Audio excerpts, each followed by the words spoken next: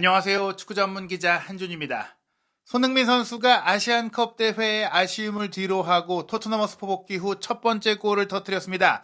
2023-2024 시즌 프리미어리그 27라운드 좋은 인연이 많았던 크리스탈 팰리스와의 홈 경기에서 3대1 승리의 쐐기를 박는 자신의 올 시즌 리그 13호 골을 기록했는데요. 이날 경기 토트넘이 선제골을 내주면서 어려운 상황으로 이어졌지만 손흥민 선수가 최전방에서 전술적으로나 또 정신적인 구심점으로나 팀의 에이스로서의 활약을 확실하게 보여주면서 토트넘의 승리의 주역으로 활약했습니다.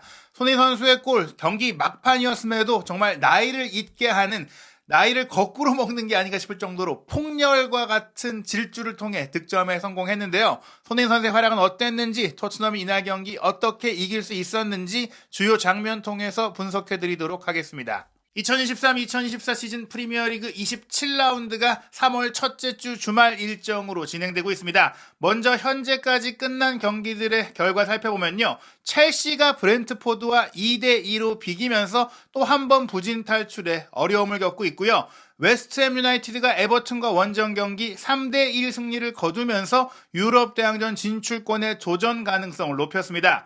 풀럼은 브라이튼의 3대0의 완승을 거뒀는데요. 브라이튼이 주중에 있었던 울버햄튼과의 FA컵 경기 탈락에 이어 최근 부진을 이어가고 있습니다. 황희찬 선수가 햄스트링 부상을 입으면서 명단에서 빠진 울버햄튼은 뉴캐슬 유나이티드와 원정 경기에서 무기력한 0대3의 완패를 당했습니다. 선두 리버풀은 노팅엄 포레스트와의 원정 경기에서 비길 뻔한 상황이었지만 경기 막판에 떠진 결승골을 통해 간신히 1대0 승리를 거뒀고요. 토트넘은 말씀드린 대로 크리스탈 팰리스를 상대로 홈에서 선제골을 내줬지만 경기 마지막 10여 분 동안 3골을 몰아치는 대역전극을 통해 승리했습니다. 이 결과를 통해 토트넘은 현재 4위인 에스턴 빌라와의 승점 차이를 2점으로 좁히면서 승점 50점에 도달했는데요. 물론 이제 잠시 후에 에스턴 빌라가 루턴 타운과 원정 경기를 치르게 되고 여기서 승리한다면 다시 승점 차이가 벌어질 수는 있지만 토트넘이 첼시와의 런던 더비를 카라바오컵 결승전 일정으로 인해 아직 치르지 않아 한 경기를 덜 치렀고 또 두 팀 간의 맞대결 일정도 남아있기 때문에 충분히 자력으로 4위 자리를 탈환할 수 있는 기회를 만들었다고 볼 수 있겠습니다. 그리고 이 과정 속에는 손흥민 선수의 활약이 대단히 컸는데요. 이날 경기 히샤이송 선수가 무릎 부상으로 인해 최대 한 달 가까이 결장하게 된 가운데 엔지 포스테콜로 감독은 손톱 전술을 다시 꺼냈습니다. 4-2-3-1 포메이션에서 손흥민 선수가 최전방에 배치됐고 왼쪽 측면에 베르너, 오른쪽 측면에 쿨루셉스키, 중앙 공격형 미드필더로 메디슨이 선발 출전했고요. 두 명의 중앙 미드필더로는 벤탄쿠르와 비수마가 짝을 이뤘습니다. 포백 라인은 페드로 포로가 부상으로 빠진 가운데 에메르송 로얄이 오른쪽 풀백으로 배치됐고 우도기가 왼쪽 풀백, 두 명의 센터백 조합은 반더벤과 로메로, 골무는 비카리오가 지켰습니다.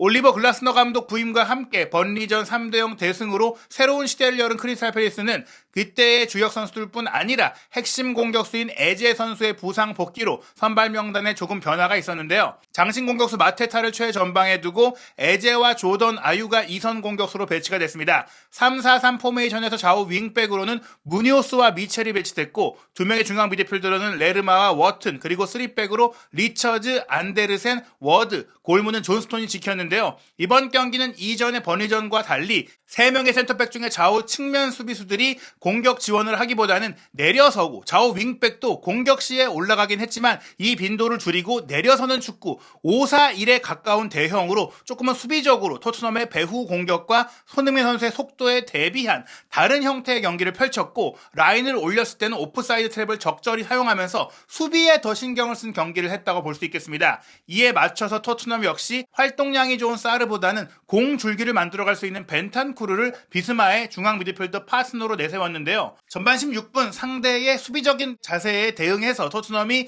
빌드업을 통해 공격 전개를 만들어갔는데요. 왼쪽 풀백인 우도기가 안쪽으로 들어오고 메디슨이 8번 자리까지 밑으로 내려오면서 후방 빌드업을 전개하는 상황에서 벤탄쿠르가 순간적으로 전진해서 메디슨과 자리를 바꾸며 팰리스 수비 허를 찔렀거든요. 우도기의 패스를 받은 메디슨의 전진 패스를 벤탄쿠르가 받자마자 수비 뒷공간으로 뛰어들어가는 손흥민 선수를 향해서 날카로운 스루 패스를 연결했는데 아쉽게도 존스톤 골키퍼가 조금 빨리 나왔어요. 손흥민 선수가 존스톤 골키퍼와 1대1 기회를 맞으려는 순간에 존스톤 골키퍼가 먼저 공을 처리하면서 손흥민 선수가 슈팅까지 가져가지 못했습니다. 이어 전반 18분에도 배후 공간을 노린 토트넘의 공격이 날카로웠는데요.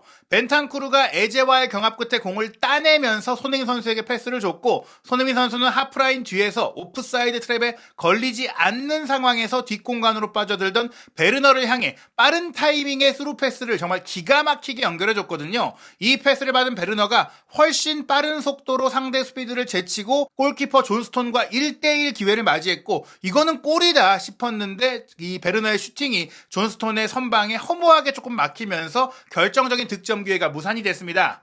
전반 29분에는 비수마 선수의 전진 패스를 받은 메디슨이 수비 뒷공간으로 빠져들어가는 손흥민 선수를 향해서 스루 패스를 줬는데, 손흥민 선수가 빠져들어가는 타이밍에 비해 패스가 조금 늦었어요. 상대 수비가 견제하는 것을 피하고 뿌려주려다 보니까 이 과정 속에서 손흥민 선수가 오프사이드 위치에 들어간 가운데 공을 이어받게 됐거든요. 게다가 타이밍이 늦었기 때문에 수비 커버까지 들어와서 손흥민 선수가 공을 바깥으로 처리할 수밖에 없었는데, 오프사이드 트랩으로 인해 손흥민 선수의 빠르고 영리했던 기민했던 움직임이 무산됐던 장면입니다. 전반 30분에 크리스탈 팰리스가 첫 번째 위협적인 공격 장면을 가져갔는데요. 워튼이 논스톱으로 때려넣은 전진 패스를 조던 어유가 문전에서 이어받으면서 터닝 슈팅으로 가져간 것, 날카롭게 골문 구석으로 향했는데 비카리오 골키퍼가 선방했습니다. 다만 이 슈팅은 정확하게 슈팅으로 기록되지가 않았는데요. 오프사이드 위치에 있었던 아유 선수다 보니까 이 슈팅은 그대로 인정받지 못했습니다. 전반 32분 계속해서 전반전에 토트넘이 더 좋은 공격 기회를 많이 만들어냈는데요. 메디슨이 오른쪽으로 크게 전환해준 패스,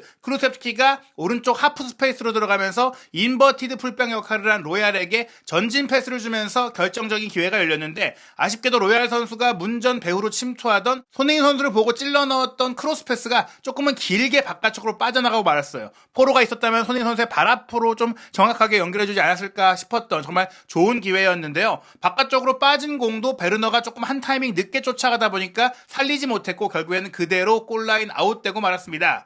전반 45분에는 메디슨 선수가 라인을 높이고 오프사이드 탭을 구성했던 팰리스의 수비 뒷공간으로 과감한 롱패스, 장거리 스루 패스를 시도했고, 베르너가 침투에 들어갔는데 오프사이드에 걸렸습니다. 전반전엔 이렇게 팰리스가 과감하게 라인을 끌어올려서 5백으로 오프사이드 트랩을 형성하다가 이 압박이 이제 무산됐을 때는 또 빠르게 자기 진영으로 내려와서 페널티 에어리어안을 에워싸고 많은 숫자를 배치하면서 토트넘의 공격을 무력화하는 영리한 전술적 움직임을 보여줬습니다. 전반 추가 시간 1분에는 베르너가 왼쪽 측면에서 공을 받은 이후에 뒤로 빼준 공, 메디슨이 압박 범위 바깥에 있던 벤탄쿠르에게 연결해줬고, 벤탄쿠르가 중거리 슈팅까지 가져가봤지만 허무하게 골대를 벗어나는 상황이 나왔는데요. 벤탄쿠르가 이날 전반전 좋은 장면이 몇 차례 있긴 했지만 이 슈팅 장면에서도 보듯이 조금 날카로움이라든지 감각적인 면, 확실하게 자신의 최상의 모습을 갖추지 못한 모습이었고, 메디슨 같은 경우도 좋은 패스를 많이 뿌려주긴 했어도 역시 부상 복귀 후 아직은 리듬을 더 찾아야 하는 모습이었습니다. 전반전 0대0으로 끝났는데요. 토트넘이 무려 82%에 달하는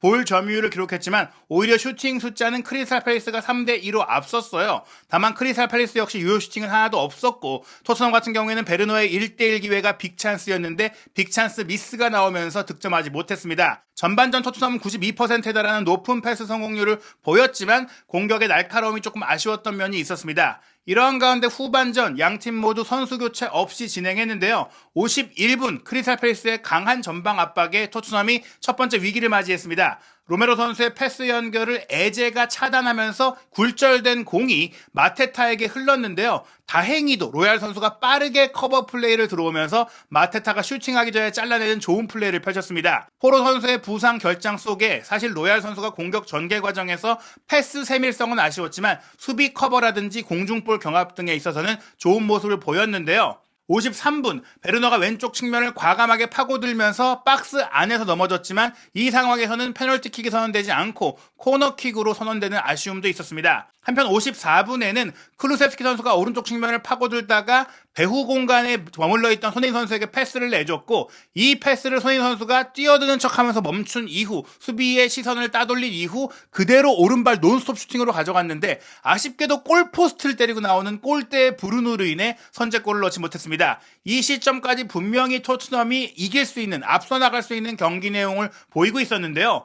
문제는 57분에 나왔던 아쉬운 파울이었습니다. 에제의 단독 드리블 돌파를 벤탄쿠르가 뒤에서 달려들어오면서 조금 거친 파울로 저지하면서 경고까지 받았는데 페널티 에어리어 앞 바로 직접 프리킥 슈팅을 노릴 수 있는 위험한 위치에서 파울을 했어요. 앞에 다른 동료 수비수들도 있었기 때문에 이렇게 파울로 저지하기보다는 조금은 슈팅만 하지 못하도록 괴롭혀주고 압박만 해줘도 어땠을까 하는 장면이었는데요.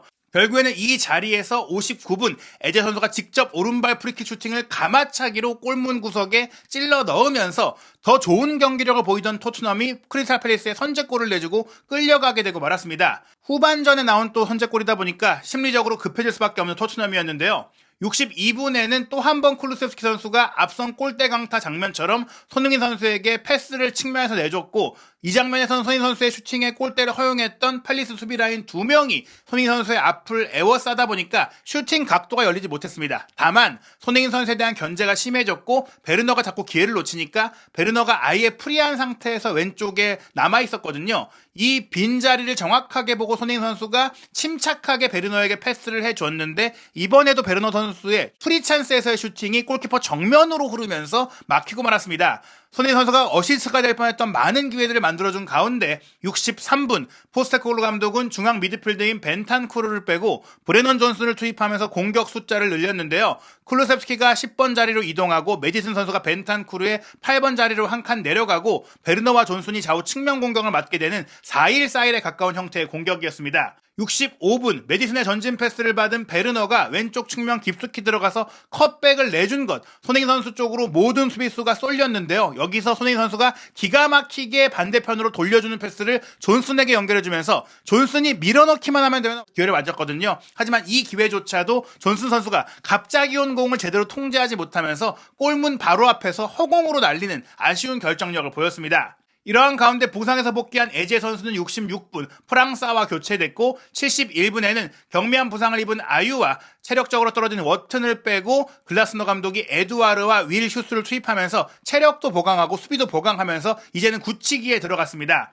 한편 74분 토트넘의 계속된 공격은 손흥민 선수를 중심으로 이어졌는데요. 또 한 번 왼쪽 측면을 파고든 베르너 선수가 왼쪽 하프 스페이스로 들어온 우도기에게 패스를 주면서 공간을 만들었고 우도기 선수가 자신 앞에 3-4명의 선수가 압박해 들어오자 슬쩍 하프 스페이스로 이동한 손흥민 선수를 딱 보고 패스를 잘 찔러줬어요. 여기서 손흥민 선수가 공을 잡았을 때 팰리스 선수들이 또 에워싸는 장면들이 있었지만 물 흐르듯이 정말 유연한 볼터치로 손흥민 선수가 수비 한 명을 벗겨내고 왼발 대각선 슈팅을 땅볼로 깔아서 반대편 파포스트를 보고 정말 날카로운 슈팅을 때렸는데 이 슈팅이 아슬아슬하게 골포스트 옆으로 빗나가면서 무산됐습니다. 이렇게 계속해서 토트넘이 손흥민 선수의 슈팅 기회가 아쉽게 불운하게 좀 무산되는 상황들이 있었는데요. 그래도 78분 노력의 결실을 맺게 됩니다. 브레넌 존슨 선수가 안데르센을 끝까지 압박한 끈기의 결과였는데요. 압박 이후 공을 따낸 브레넌 존슨이 우당탕탕 하면서 문전 우측으로 파고 들어갔고 여기서 손흥민 선수가 뒤로 빠져나오면서 존슨의 패스를 받아서 슈팅하려는 위치를 차지하려고 하자 크리스탈 팰리스 수비 라인이 손흥민 선수를 따라서 함께 딸려나갔어요. 그러면서 교차되는 움직임이 베르너의 반대편 움직임이었습니다. 베르너가 반대로 이 수비의 뒷공간으로 침투에 들어가자 존슨이 수비가 많이 달라붙은 손흥민 선수가 아니라 빈자리에 있던 베르너에게 딱 밀어줬고 상대적으로 견제를 덜 받았던 베르너가 무인지경의 상태에서 가볍게 슈팅을 이제 빈 골문에 밀어넣으면서 동점골을 터뜨린 것입니다. 결국에는 베르너가 지금까지 기회를 놓치면서 견제를 덜 받게 됐고 손흥민 선수가 많은 수비를 끌고 나올 수 있었기 때문에 나올 수 있었던 손흥민 효과의 골이라고 볼 수 있겠는데요. 이 득점 이후 기세가 오른 토트넘은 81분 에메르송 로얄의 긴 스로인을 메디슨이 곧바로 논스톱 하프발리 크로스 패스로 연결한 것, 세트피스 상황에서 공격에 가담해 있다가 아직 내려가지 않았던 로메로가 강력한 점프에 이은 헤더 슈팅을 마무리하면서 2-1로 단숨에 역전에 성공을 했습니다. 역전 이후 토트넘은 조금은 안정적인 경기를 운영했는데요. 83분 포스테코글루 감독이 베르너와 메디슨을 빼고 젊고 활기찬 사르와 그리고 수비력이 좋은 호이비에르를 투입하면서 조금은 안정적으로 경기 운영을 했습니다. 그리고 이런 상황 속에서 팰리스가 동점골을 노리며 천공세에 나섰을 때 88분 토트넘 특유의 빠른 역습, 손흥민 선수의 속도를 활용한 역습 공격이 쐐기골로 이어졌는데요. 수비수 반더벤 선수의 긴 전진 패스를 우도기가 역시 이제 마치 스트라이커처럼 활약해주고 포스트 플레이가 가능한 선수잖아요. 수비를 등진 채 공을 지켜주면서 존슨에게 연결해주고 존슨이 우도기가 이제 리턴 패스를 준 것을 곧바로 배우 공간으로 뛰어드는 손흥민 선수를 향해서 바로 찔러줬어요. 또 이 상황에서 손흥민 선수도 리처즈의 마크를 받고 있다가 오프사이드에 걸리지 않는 타이밍에 절묘하게 돌아 들어갔습니다. 베르너가 생각 없이 오프사이드에 걸리던 것과 베르너가 주저하다가 1대1 기회를 놓치던 것과 달리 손흥민 선수는 명확하게 오프사이드를 무너뜨리고 빠른 속도로 뒷공간을 질주한 이후 골키퍼와의 1대1 상황에서 골문 구석을 정확하게 노린 슈팅을 통해서 3대1 쐐기골, 크리스탈 팰리스의 추격 의지에 찬물을 끼얹었습니다. 승리가 확실해지자 포스테코글루 감독은 후반 추가 시간 7분이 주어진 가운데 90분이 됐을 때 비수마와 손흥민 선수를 빼고 보상에서 돌아온 로셀소 그리고 유망주 데인 스칼렛을 투입했고요. 추가 시간에는 별다른 장면 없이 그대로 토트넘의 3대1 승리로 경기가 끝났습니다. 아직 에스턴 빌라가 경기를 치르지 않았기 때문에 토트넘이 승점 50점, 에스턴 빌라가 승점 52점인 상황인데요. 에스턴 빌라가 만약에 루턴 타운을 이기지 못한다면 28라운드의 경기가 토트넘과 빌라의 맞대결이거든요. 토트넘이 빌라를 잡고 4위로 치고 올라갈 수 있는 절호의 기회가 될 수 있습니다. 토트넘의 다음 경기 3월 10일 일요일 밤 10시 에스턴 빌라와의 경기인데요.